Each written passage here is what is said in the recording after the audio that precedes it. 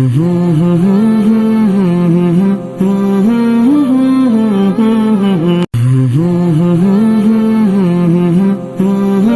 رضی اللہ تعالیٰ عنہما، ان کی خالہ حضرت میمونہ رضی اللہ تعالیٰ عنہ رسول اکرم صلی اللہ علیہ وسلم کی زوجہ مطہرہ اور ہماری ام المومنین تھی، حضرت عبداللہ بن عباس۔ حضرت عباس رضی اللہ تعالیٰ عنہ رسول اللہ صلی اللہ علیہ وسلم کے چچا بھی ہیں اور ہم ظلف بھی ہیں۔ تو حضرت میمونہ رضی اللہ تعالیٰ عنہ عبداللہ بن عباس کی خالہ تھی، تو ظاہر خالہ کا تو بھانجے سے پردہ نہیں ہوتا۔ تو حضرت عباس رضی اللہ عنہ کی خواہش ہوتی تھی کہ عبداللہ چونکہ چھوٹا ہے تو کبھی کبھی رات تم اپنی خالہ کے یہاں گزارو تاکہ رسول اکرم صلی اللہ علیہ وسلم کے رات کے معمولات کا بھی پتہ چلے۔ اب بتاؤ، میری بعض باتوں پر یقین کرے بہت تعجب ہوتا ہے۔ آپ بتاؤ، میری یہاں پہ آج تیسری رات تھی، آپ میں سے کتنے بندے جن نے یہ کہا ہو کیا ہو سکتا ہے کہ ہم رات آپ کے پاس گزار لیں؟ کتنے بندے ہوں؟ اور آپ عقیدت دیکھو، آپ محبت دیکھو، اور ہاتھ چومنا اور چاٹنا دیکھو، کتنے ہوں گے؟ میں کہتا کہ نہیں بھائی، مشکل ہے۔ آپ میں سے کتنوں نے خواہش کی ہوگی کہ ہم رات آپ کے یہاں سو جائیں؟ ٹھیک ہے، ہم دفتر جائیں گے، کام کریں گے، رات آپ کے پاس آ جائیں گے، صبح تہجد آپ کے ساتھ پڑھیں گے، ذکر آپ کے ساتھ کریں گے، بیان سنیں گے اور اشراق کر کے ہم چلے جائیں گے۔ میری باتوں کو محسوس نہ فرمانا۔ میں بارہا کہتا ہوں کہ یہ چیزیں تب ہوتی ہیں جب بندے کو قیمت ہو۔ آپ میں سے کتنے ساتھی ہیں جو یہاں رہتے ہوئے اس سے روزہ لگاتے ہیں اور اس روزہ اسی طرح لگاتے ہیں، دفتر سے جماعت میں اور وہیں سے جماعت ایسے ہی، اور گھر 3 دن گزارتے ہیں۔ کسی عالم کے آنے پر کتنے لوگ ہیں جو اس طرح 3 دن گزارتے ہوں؟ اور پھر آپ کو ہماری نسلوں میں علم نہیں آ رہا تو کیسے آئے گا؟ کیسے آئے گا؟ علم کی قیمت ہوگی تو علم آئے گا نا۔ یعنی ایک غیر عالم کے آنے پر آپ 3 دن بیوی بچے چھوڑ کر ساتھ رہنے کے لیے تیار ہیں اور عالم کی صحبت میں رہنے کے لیے تیار نہیں ہے، اور پھر آپ یہ کہیں کہ ہماری اولاد سے علماء کیوں پیدا نہیں ہو رہے؟ یہ کیسے ہو سکتا ہے؟ اللہ کا نظام ہے۔ اللہ تعالیٰ قدر کرنے پر نعمت میں اضافے کرتے ہیں، نہ قدری پر جو دی ہے وہ بھی چھین لیتے ہیں۔ ان باتوں کو سمجھیں اور ان باتوں پر غور فرمائیں۔ اگر اپنے آپ کو بنانا ہے، کسی ٹھکانے لگانے، دیکھو مجھے تو اصرار نہیں کہ آپ میرے پاس رہیں، مجھے تو اصرار نہیں۔ ہاں میری خواہش ہوتی ہے کہ آپ ساتھ وقت گزاریں گے تو بہت فائدہ ہوگا۔ میں نے گھر چھوڑا ہے، ملک چھوڑا ہے، جگہ پہ آیا ہوں تو اسی لیے آیا ہوں، میں کوئی مزدوری کے لیے تو نہیں آیا، میں تو اسی لیے آیا کہ لوگوں کو فائدہ ہو۔ حضرت عبداللہ بن عباس رضی اللہ عنہ کی خالہ ہے، تو رسول اکرم صلی اللہ علیہ وسلم صبح اٹھے ہیں تو آپ نے دیکھا کہ پانی رکھا ہوا ہے، لوٹا ہے، حضور میں جو برتن ہوگا پانی رکھا ہوا ہے وضو وغیرہ کے لیے۔ تو آپ نے پوچھا پانی کس نے رکھا ہے؟ تو عبداللہ بن عباس نے کہا جی میں نے رکھا۔ تو رسول اکرم صلی اللہ علیہ وسلم نے 2 دعائیں دی، اللہم فقہہ فی الدین، اللہم علمہ التاویل وفقہہ فی الدین، اے اللہ اس کو مفسر بنا اور اس کو فقیہ بنا۔ اس لیے عبداللہ بن عباس کو کہا جاتا ہے ترجمان القرآن، کہ یہ قرآن کریم کی زبان ہے، ان پر قرآن کھلا تھا کہ اللہ ان کو تفسیر کا علم عطا فرما اور ان کو دین کی فہم عطا فرما۔ یہ ہے عبداللہ بن عباس رضی اللہ عنہ جنہوں نے رسول اللہ صلی اللہ علیہ وسلم سے دعا لی ہے۔ تو دعائیں کرانا اور ہوتا ہے اور دعائیں لینا اور ہوتے ہیں۔ حضرت ام المومن امی عائشہ رضی اللہ تعالی عنہ نے کسی مدینہ منورہ کی خاتون کے ہاں کچھ ہدیہ بھیجا، اور جن کے ہاتھ بھیجا انہیں یہ کہا کہ وہ سننا ہے یہ لینے کے بعد وہ کون سے کلمات کہتی ہیں، کیا بات کہتی ہیں۔ تو انہوں نے واپس آ کر بتایا کہ جب آپ کا ہدیہ میں نے پیش کیا تو انہوں نے یہ دعا آپ کو دی ہے۔ حضرت عائشہ رضی اللہ تعالیٰ نے وہی دعا اس عورت کو دی جس کے لیے ہدیہ بھیجا تھا۔ میں صدقہ کا لفظ استعمال نہیں کر رہا، صدقہ ہی ہے، لیکن اس کو ہدیہ وہ بھیجا تھا۔ تو حضرت عائشہ رضی اللہ تعالیٰ فرمایا کہ میں چاہتی ہوں میرا دیا ہوا یہ صدقہ خالص اللہ کے لیے ہو، اس کے بدلے میں جو دعا ملی ہے نا میں نے وہ دعا بھی دے دی، میں اس کے بدلے میں دعا کی طالب بھی نہیں ہوں، میں کہتی ہوں بس مجھے جو کچھ ملے اللہ کی طرف سے ملے۔ گو اس میں کوئی حرج کی بات نہیں ہے کہ آپ کسی کو صدقہ دیں، ہدیہ دو، ساتھ یہ کہہ دیں کہ میرے لیے دعا کریں، جائز نہیں ہے۔ میں ایک بلندی کی باتیں کر رہا ہوں۔ ایک مرتبہ ایک ساتھی ریاض سے مکہ مکرمہ مجھے ملنے کے لیے ہے، میں عمرے پر آیا، ان کو پتہ چلا تو ریاض سے گئے، اور ظاہر ہے کوئی بہت بڑے صاحب حیثیت، کوئی انجینئر، کوئی بہت بڑے مالدار، اچھی ڈیوٹی پر ملازم یا بزنس مین تو نہیں تھے، خیر بڑی عقیدت ہے. وہاں جب آئے نا تو انہیں مجھے کاغذ میں لپیٹ کر ہدیہ دیا اور کہا میرے لیے دعاؤں کی درخواست ہے. تو تھوڑی دیر بعد ان کا حرم میں ملاقات تھی. مجھے کہاں ملے؟ میں نے کہا میرے پاس وقت کم ہے تو پھر حرم میں مل لیتے. اب دیکھیں ریاض سے کتنا لمبا سفر کر کے جانا، اور کوئی تقاضا نہیں ہے کہ میں کھانا آپ کے ساتھ کھا لوں، ہوٹل میں آپ کو ملوں، بس کہیں مل جائیں، بس میری ملاقات ہو جائے. سلام لیا. میں نے خیر بعد میں جب دیکھا تو اس میں 200 ریال تھے. تو مجھے انہوں نے کہا میں آپ سے معذرت کرنا چاہتا. میں نے کہا کس بات کی؟ کہتے مجھے بعد میں یاد ہے میں نے آپ کا بیان سنا تھا حضرت عائشہ والا واقعہ کہ انہیں جب سامان بھیجا ساتھ دعا کی درخواست کی تو مجھے بہت نہیں، جو جس کو دیا اس نے دعا کی تو آپ نے دعا بھی واپس کر دی کہ میں نہیں چاہتی کہ میرے مال کے بدلے مجھے دعا ملے، میں چاہتی ہوں اللہ ہی ملے. تو میں معذرت چاہتا ہوں کہ میں نے آپ سے یہ کہا تھا کہ دعاؤں میں یاد رکھا. میں نے کہا یہ تو کر سکتے ہیں، اس میں کون سے عرض کی بات ہے، کرنی چاہیے. تو میں نے جتنی ان کو سمجھ تھی اتنے پر اس نے عمل کیا. اصل یہ ہے کہ جتنی انسان کو شریعت سمجھ آئے اس پر عمل کرے، اس پر عمل کرے. میں بات سمجھانا کیا چاہ رہا تھا کہ رسول اکرم صلی اللہ علیہ وسلم کس قدر نرم ہے آپ کے جسم مبارک کہ حضرت انس بن مالک رضی اللہ تعالیٰ عنہ فرماتے ہیں کہ رسول اکرم صلی اللہ علیہ وسلم کی میں نے 10 سال خدمت کی ہے. خدمت رسول اللہ 10 سنین. اور میں نے نبی پاک صلی اللہ علیہ وسلم کی جو ہاتھ کی ہتھیلی ہے نا، تو میں یہ قسم اٹھا کر کہہ سکتا ہوں کہ میں نے آپ کی ہتھیلی سے زیادہ دنیا میں کوئی چیز نرم نہیں دیکھی، ریشم بھی سے نرم. آپ بتائیں آپ کا کتنا نرم و نازک جسم ہوگا، لیکن آپ سو رہے ہیں اور اٹھ رہے ہیں اور آپ کی کمر مبارک پر نشانات لگے ہوئے ہیں، کیوں چٹائی پر سویا نا. تو صحابی دیکھ کر کہتے ہیں یہ کیا یا رسول اللہ؟ تو آپ کیا فرما رہے ہیں؟ آپ فرما رہے ہیں کہ میری اور دنیا میں میری مثال ایسی ہے کہ جس طرح کوئی شخص چلتے ہوئے درخت کے نیچے تھوڑی دیر ٹھہرے اور پھر چل پڑے. بس میری مثال ایسی ہے دنیا میں رہنے کی. میں کیا کروں گا اور چیزیں لے کر؟ کیوں؟ نبی پاک صلی اللہ علیہ وسلم کو معلوم تھا کہ دنیا کے اوقات کتنی قیمتی ہوتے ہیں. رات کو کھڑے ہیں اور آپ کے پاؤں مبارک پر ورم آ رہا حتیٰ تورمت قدماہ. امی عائشہ عرض کرے یا رسول اللہ آپ اور اتنے لمبے نفل. تو آپ فرماتے ہیں افلا اکون عبدا شکورا، جس اللہ نے مجھے اتنا کچھ عطا فرمایا ہے تو عائشہ میں اس کا شکر گزار بندہ نہ بنوں. میں بعض باتوں پر یقین فرمایا کہ مجھے بہت تعجب ہوتا ہے، بہت زیادہ. ساتھی ہوتے ہیں تو میں کہتا ہوں دیکھو چاہیے تو یہ آج موسم بہت اچھا ہے، آج بارش کا موسم ہے تو آج 2 رکعت نفل اور پڑھ لیں، موسم بہت اچھا ہے. ہم موسم اچھا ہوتا ہے عبادات چھوڑ دیتے ہیں، آج پکوڑے کھائیں گے، آج سموسے کھائیں گے، آج کولڈ ڈرنک، آج موسم بہت اچھا ہے. اس سے منع نہیں کرتا کہ آپ نہ کھائیں، منع نہیں کرتا، لیکن جب موسم اچھا ہے تو عبادت تھوڑی سی بڑھا دیں، ذکر تھوڑا سا بڑھا دیں، تلاوت تھوڑی سی بڑھا دیں. بھی آج موسم بہت اچھا ہے، یہ موسم اچھے کی قدر ہے نا، یہ موسم اچھے قدر تو نہیں ہے کہ تھوڑا اچھا. اگر ہمیں سہولت ملی ہے، ہم دیکھیں اے سی نہ ہوتا تو ہم کیسے سوتے. اے سی مل گیا، اچھی جگہ مل گئی تو ہم نے کیا کیا؟ تہجد چھوڑ دی. ہم نے کیا کیا؟ تلاوت چھوڑ دی. ہم نے کیا کیا؟ ذکر چھوڑ دی. بھئی اس نعمت کے ملنے پر تو عبادت کو بڑھنا چاہیے تھا.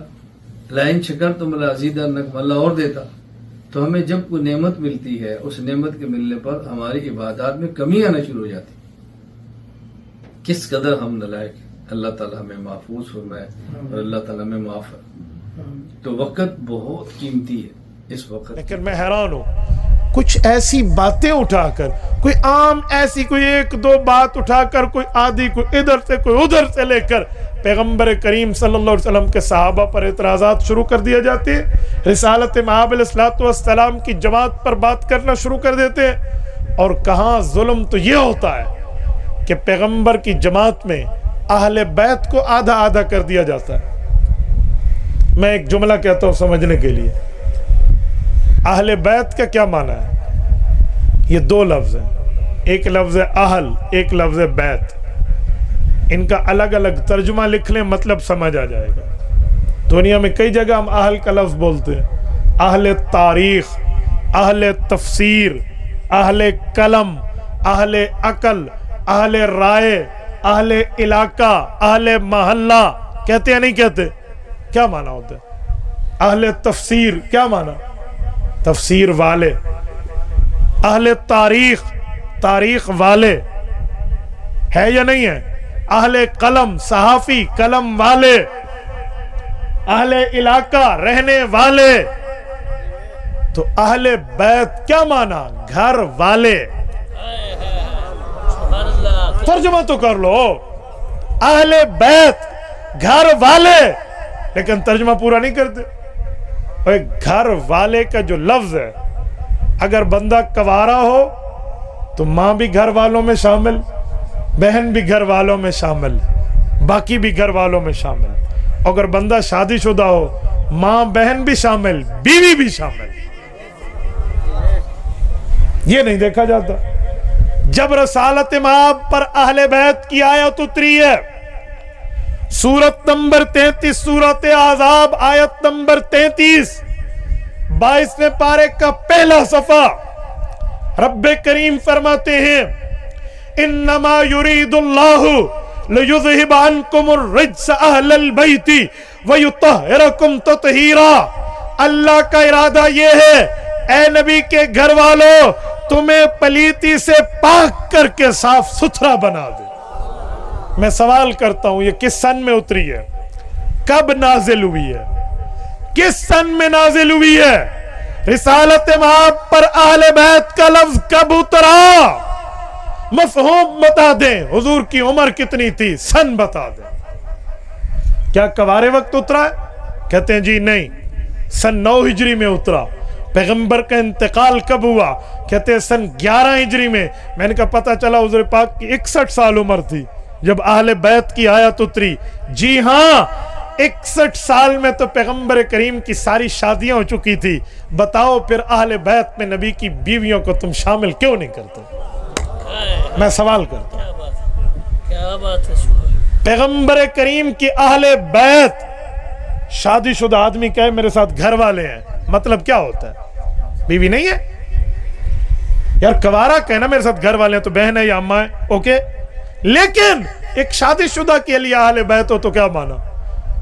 تو اہل بیت میں پہلے بیوی شامل ہے، پھر اولادیں شامل ہیں. مجھے نہیں انکار اما فاطمہ الزہرا رضی اللہ عنہا کے اہل بیت ہونے کا، لیکن اما عائشہ بھی اہل بیت ہے، حضرت خدیجہ بھی اہل بیت ہے. ماننا پڑے گا بھائیو. نہیں تو میں آیت کی تفصیل دے دیتا ہوں. توجہ. قرآن کریم کی آیت اتری، پیغمبر کے لیے اہل بیت کا لفظ بیویوں کے لیے اترا. آپ اٹھائیے قرآن کریم کی تفسیر، تفسیر روح المعانی. یہ آیت اتری ہے ام المؤمنین حضرت ام سلمہ کے گھر میں. رسالت مآب موجود ہے.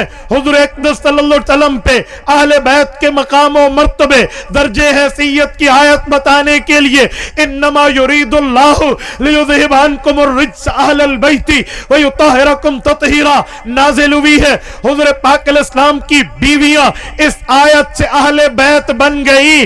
اللہ کے رسول نے چاہا میں اپنی اولادوں کو بھی اہل بیت بنا لوں. اس وقت رسالت مآب کی 4 بیٹیوں میں پہلی 3 بیٹیاں فوت ہو چکی تھی. حضرت زینب فوت ہوئی، حضرت رقیہ فوت ہوئی، ام کلثوم فوت ہوئی رضی اللہ عنہن. اس وقت حضور پاک کی چوتھی اور چہیتی بیٹی اما فاطمہ الزہرا رضی اللہ عنہا زندہ تھی. ان کی اولادوں میں حضرت حسنین موجود تھے، ان کے شوہر نامدار حضرت حیدر کرار، حضرت علی المرتضی رضی اللہ عنہ موجود تھے. فدعا علی و فاطمہ والحسن والحسین. حضور پاک علیہ السلام نے حضرت علی کو طلب کیا، اما فاطمہ کو بلوایا، حضرت حسن کو بلوایا، حضرت حسین کو بلوایا. فجللہم بکسائہ، ان پر اپنی چادر کو پھیلا دیا اور رب کریم کے سامنے ہاتھ اٹھا کر یوں دعا مانگی، اللہم ہؤلائی اہل بیتی فتطہرہم تطہیرا. مولا میرے یہ بھی اہل بیت ہیں، انہیں بھی پاک کر دے. اور میں یہ حدیث بھی مانتا ہوں، آیت بھی مانتا ہوں. آیت پیغمبر کے بیویوں کو اہل بیت بتاتی ہے، حدیث حضور کے خاندان اور حضور کی اولاد کو اہل بیت بتاتی ہے. ہم دونوں مانتے، لیکن میں ایک بات پوچھنے لگا ہوں. اگر آیت میں اہل بیت یہی بن گئے تھے، بیویاں نہیں تھی، تو دوبارہ ان کے لیے دعا کیوں کی ہے؟ نہیں سمجھے؟ پھر دعا کیوں کی؟ ایک چیز حاصل ہو جائے تحصیل حاصل کا کیا مانا؟ دوبارہ مانگنے کا مطلب نہیں بھائی، اس کا مطلب یہ ہے آیت اتری، پیغمبر کی بیویاں اہل بیت، حضور پاک نے چاہا اہل بیت کے مفہوم میں کچھ اور افراد بھی ہو، تو حضور پاک نے اپنی اولاد اور اولاد کی اولاد کے لیے دعا کی ہے، تو سب شامل ہے۔ اب قرآن کے بنائے ہوئے اہل بیت، نبی کی بیویاں، حضور کے فرمان کے بنائے ہوئے اہل بیت، نبی کی فیملی، جو قرآن نہ مانے تب بھی ایمان سے باہر، فرمان نہ مانے تب بھی ایمان سے باہر۔ ہم قرآن بھی مانتے ہیں، فرمان بھی مانتے ہیں، اہل بیت یہ سارے ہیں۔ پیغمبر کریم کی دعا میں اگر حضرت حسین رضی اللہ عنہ، حضرت امام حسن رضی اللہ عنہ، حضرت سیدہ فاطمہ الزہرا رضی اللہ عنہ، حضرت علی المرتضی رضی اللہ عنہ اہل بیت ہیں اور یقیناً ہیں، تو قرآن کریم کی الفاظ میں پیغمبر کی بیویاں اہل بیت ہیں۔ پیغمبر کی بیوی حضرت خدیجہ نبی کی اہل بیت، پیغمبر کی بیوی حضرت سودا نبی کی اہل بیت، پیغمبر کی بیوی حضرت عائشہ نبی کی اہل بیت، پیغمبر کی بیوی حضرت صفیہ نبی کی اہل بیت، پیغمبر کی بیوی حضرت جویریہ نبی کی اہل بیت، پیغمبر کی بیوی حضرت میمونہ نبی کی اہل بیت، پیغمبر کی بیوی حضرت زینب بنت جحش نبی کی اہل بیت، پیغمبر کی بیوی حضرت زینب بنت خزیمہ نبی کی اہل بیت، پیغمبر علیہ الصلوۃ والسلام کی بیویوں میں ام المؤمنین حضرت حفصہ پیغمبر کریم کی اہل بیت، پیغمبر کریم کے اہل بیت میں پیغمبر کی بیویاں بھی شامل، پیغمبر کی اولاد بھی شامل، اولاد کی اولاد بھی شامل، سب شامل ہے۔ لیکن آج مفہوم یہ ہے، لوگ آدھی بات کرتے ہیں، اور بھائی آدھی بات نہ کرو۔ اگر قبر میں تمہیں روشنی چاہیے، قبر میں تمہیں سکون چاہیے، آخرت کی زندگی اچھی چاہیے، تو مکمل اہل بیت کی قدر کرو۔ آدھی بات نہیں ہے، بات پوری کر لیں۔ اگر اہل بیت میں بیوی شادی شدہ بندے کی شامل نہیں ہے، تو آپ کبھی پین نکالیں، اس کی کیپ الگ کریں، ہاتھ میں دے دیں کہ جی لکھ دو اہل بیت، ترجمہ کیا ہے؟ دو تو لفظ ہے نا، ترجمہ لکھ دو کسی سفید کاغذ پہ، مسئلہ ہی حل ہو جانا ہے۔ لیکن مسئلہ یہ ہے، ڈنڈی مارتا ہے شیطان، بڑا بے ایمان ہے، تو وہ اہل بیت آدھے منواتا ہے، آدھے چھوڑ دیتا ہے۔ بھائی جیسے دین پورا ماننا ہے نا، ادھورے دین پہ بات نہیں بنے گی، قرآن پورا ماننا ہے، ادھورے قرآن پہ دین نہیں، نجات نہیں ہے، ویسے نبی پاک کو پورا ماننا ہے، آدھے آدھے ماننے پہ نجات نہیں ہے، اللہ کو پورا ماننا ہے، آدھے آدھے پہ نجات نہیں ہے، صحابہ کو مکمل ماننا ہے، آدھے آدھے پہ نجات نہیں ہے، ویسے اہل بیت کی پوری عزت کرنی ہے، آدھے آدھے پہ نجات نہیں۔ لوگ کہتے ہیں تم حنفی مسئلے پہ عمل کرتے ہو، تمہارے پاس حدیث کی دلیل، قرآن کی دلیل، پیغمبر کے صحابہ کی دلیل، حکیم الامت مجدد الملت مولانا حکیم اشرف علی تھانوی رحمہ اللہ کے ذہن اقدس میں خیال آیا، اس پر کیوں نہ احادیث اکٹھی کی جائیں، دلائل اکٹھے کیے جائیں، مسائل فضائل کو احادیث و قرآن، صحابہ کے فتاوے، اہل بیت کے تعامل سے دلائل کی دنیا میں مدلل مبرہن کیا جائے، تو اپنے بھانجے بانی پاکستان علامہ ظفر احمد عثمانی المحدث الناقد صاحب قواعد اعلاء السنن، یہ اعلاء السنن لکھتے ہیں، قواعد فی علوم الحدیث میں اس کا مقدمہ لکھتے ہیں، اور 32 جلدوں میں مکمل کی مکمل از اول تا آخر تمام مسائل اناف کو قرآن سے، پیغمبر کے فرمان سے، صحابہ اور اہل بیت کے فتاوی سے 32 جلدوں میں حدیث کی خدمت کرتے ہیں۔ یہ مسئلہ آتا ہے ہندوؤں کو فلاں ملک دارالاسلام ہے یا دارالحرب ہے، تو پڑھے لکھے جو لوگ ہیں ان کے ذہنوں میں طرح طرح کے مسائل کھڑے ہوتے ہیں، طرح طرح کے کوئسچن پیدا ہوتے ہیں، طرح طرح کی باتیں وہ سوچنے لگتے ہیں۔ اس لیے اس مسئلے کو اگر میں ادھورا چھوڑ کر چلوں گا تو ان کا ذہن مشوش ہوگا، ان کے ذہن کنفیوز ہوگا کہ دارالحرب یہ کیا ہے، دارالاسلام کیا ہے، اس لیے تھوڑا سا اسے بھی سمجھانا ضروری ہے۔ عام طور پر ایسا ہوتا ہے، یہ بہت عام موٹی سی بات ہے جو میں عرض کر رہا ہوں، عام طور پر ایسا ہوتا ہے کہ الفاظ جو ہوتے ہیں ان الفاظ کے جو ڈکشنری میں جو میننگ ہوتی ہیں وہی مراد ہوتی ہے عام طور پر، لیکن بعض الفاظ ہوتے ہیں جو اصطلاحات کہلاتی ہیں، ٹرم کہلاتی ہیں، ان کے معنی ڈکشنری میں اور ہوتے ہیں اور اصطلاحی معنی اس کے اور ہو جاتے ہیں۔ مثلا صلاۃ کے معنی ڈکشنری میں کیا ہیں؟ معنی ہے دعا، اور اسلام کی اصطلاح میں کیا ہے؟ نماز۔ خاص طریقے سے کھڑے ہو، خاص طریقے سے نیت باندھو، پھر کھڑے رہو، پھر رکوع کرو، پھر سجدہ کرو، یہ جو ہم نماز پڑھتے ہیں یہ نماز، یہ صلاۃ کے یہ معنی ہے، یہ اسلامی اصطلاح ہے۔ لغت میں یہ صلاۃ کے معنی نہیں ہے، لغت میں صلاۃ کے معنی دعا۔ اور اس نماز کو صلاۃ کیوں کہتے ہیں؟ اس میں بھی دعا ہے، آخری قاعدے میں دعا مانگی جاتی ہے، اس لیے پورے مجموعے کو صلاۃ کہہ دیے۔ حج کے معنی لغت میں کیا ہے؟ حج کے معنی ہے ارادہ کرنا، کہیں کا بھی ارادہ کرو۔ ارادہ کرنے کا مطلب یہ ہے کہ یہاں ہم بیٹھے ہیں، ہم نے ارادہ کیا کہ ہمیں فلاں محلے میں جانا، فلاں کے گھر جانا ہے، یعنی کسی جگہ میں جانے کا ارادہ کرنا، یہ ارادہ یہ حج کے معنی ہے۔ کھانے کا ارادہ حج نہیں، کسی جگہ کا جانے، کسی جگہ کا ارادہ یہ حج ہے۔ شریعت کی اصطلاح میں حج کے معنی آپ جانتے ہیں، مکہ مکرمہ میں جو اللہ کا گھر ہے، بیت اللہ جسے کہتے ہیں، اس کی زیارت کا ارادہ کرنا، اور وہ بھی ایک خاص طریقہ ہے کہ میقات سے احرام باندھو اور یوں جاؤ، اور 9 تاریخ کو عرفہ میں جاؤ، اور 10 تاریخ کو یہ کرو، اور 11 تاریخ کو یہ کرو، ایک خاص طریقہ ہے، اس طریقے کا نام ہے حج۔ یہ جو حج کے معنی ہے یہ اسلامی اصطلاح ہے، اور لغت میں حج کے معنی ہے کسی جگہ کا ارادہ کرنا۔ یہ میں نے بہت سی مثالیں دی، ان مثالوں سے آپ اب اس بات کو سمجھیں گے کہ یہ جو دارالاسلام اور دارالحرب یہ جو اصطلاح ہے اس کے جو لغت میں معنی ہے وہ معنی مراد نہیں، بلکہ یہ ہماری فقہ کی ایک اصطلاح ہے، اور اس کے معنی فقہ میں جو لکھے ہیں وہ ہیں، آپ ڈکشنری کھول کر کے اس کے معنی متعین کریں۔ ڈکشنری کھول کر متعین نہیں ہوں گے، ڈکشنری کھول کر تو معنی کیا ہوں گے؟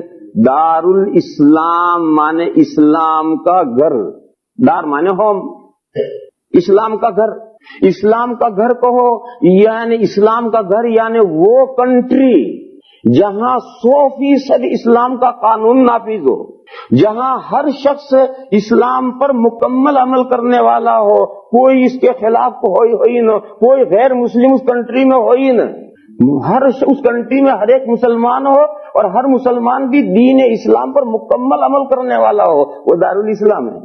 اسی طریقے سے دارالحرب کے معنی آپ ڈکشنری کھول کر کے ہوں گے تو دار کے معنی ہوم، اور حرب کے معنی وار۔ دارالحرب معنی جہاں وار ہو رہی ہے، لڑائی ہو رہی ہے، لڑائی کا ملک، لڑائی کی کنٹری، جہاں جنگ ہو رہی، لڑائی ہو رہی ہے۔ کس کے ساتھ لڑائی ہو رہی ہے؟ اسلام اور کفر کے درمیان میں جنگ ہو رہی ہے، مسلمانوں اور کافروں کے درمیان میں جنگ ہو رہی ہے۔ جس کنٹری میں مسلمانوں اور کافروں کے درمیان میں جنگ ہو رہی ہے وہ جگہ ہے دارالحرب۔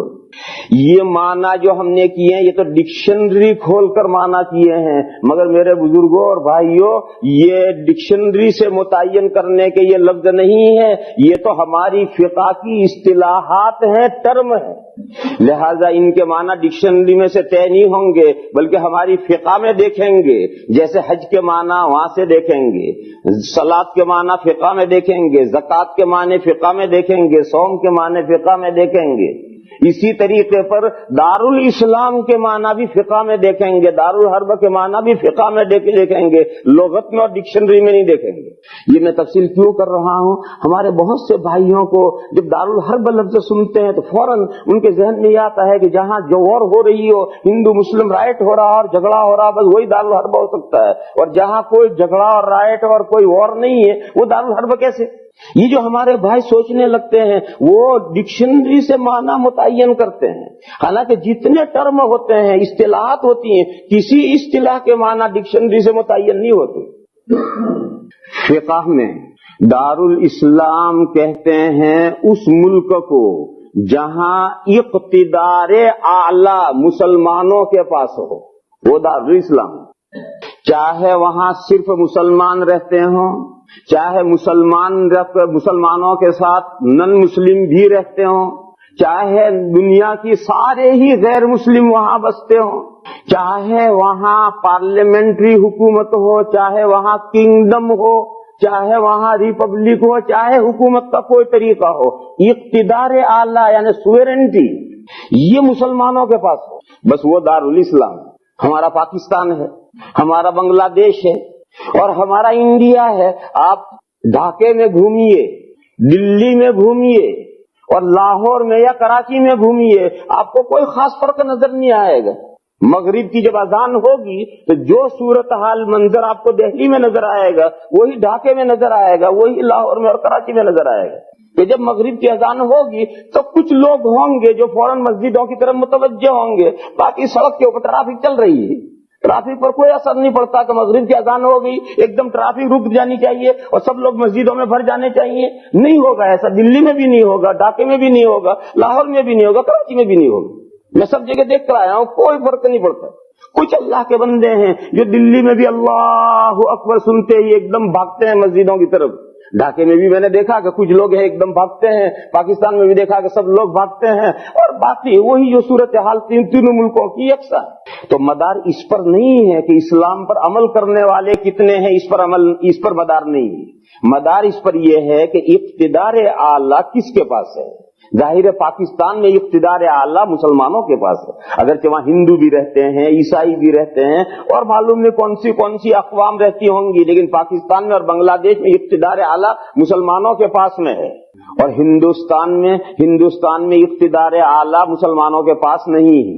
کیوں؟ پارلیمنٹری حکومت ہے، اور پارلیمنٹری حکومت میں اکثریت پر فیصلے ہوتے ہیں، اور وہاں مسلمان کی سیٹیں 500 میں کل 40 ہوتی، کل 500 میں 40 سیٹیں مشکل سے آتی ہیں، وہ بھی قسمت آ گئی تو ٹھیک ہے، نہیں آئی تو کچھ نہیں۔ اس لیے جب پارلیمنٹری نظام میں اکثریت پر فیصلے ہوتے ہیں تو اکثریت و مسلمانوں کی کسی قیمت پر کوئی شکل ہی نہیں ہونے کی۔ تو اقتدار اعلیٰ پارلیمنٹ ہونے کی وجہ سے غیر مسلموں کے پاس میں ہے، اور یہ پاکستان اور بنگلہ دیش میں اقتدار اعلیٰ مسلمانوں کے پاس میں ہے۔ لہذا پاکستان اور بنگلہ دیش یہ دارالاسلام ہیں اور انڈیا دارالحرب ہے۔ اسی سے آپ دنیا کے تمام ملکوں کو سوچ لیں کہ آپ کے کینیڈا کا کیا حکم ہے، اور یو ایس اے کا کیا حکم ہے، اور برٹش کا کیا ہے، اور جرمنی کا کیا ہے، اور فرانس کا کیا ہے، اور اس کا کیا ہے۔ یہ قاعدہ آپ ساری دنیا میں پھیلا لیں۔ دارالاسلام جہاں اقتدار اعلیٰ مسلمانوں کے پاس ہو، چاہے وہاں اسلامی قوانین جاری ہوں چاہے نہ ہوں۔ پاکستان میں اسلامی قوانین جاری نہیں ہے، بنگلہ دیش میں اسلامی قوانین جاری نہیں ہے، لیکن اقتدار اعلیٰ مسلمانوں کے ہاتھ میں ہے۔ مسلمان چاہیں تو رات چاہیں تو صبح قانون اسلامی جاری کر سکتے ہیں، اور مسلمانین نہ چاہیں تو کوئی کیا کر لے گا۔ اور انڈیا کی صورتحال، کینیڈا کی صورتحال، برٹش کی صورتحال، یہاں بھی لاکھوں مسلمان ہیں، لیکن یہاں مسلمان چاہیں تو بھی کچھ نہیں کر سکتے۔ انڈیا میں مسلمان چاہے تو بھی کچھ نہیں کر سکتے۔ خلاصہ یہ ہے کہ دارالاسلام اور دارالحرب کا مدار اس پر ہے۔ پہلے یہ بات اچھی طرح سے ذہن میں بٹھا لو۔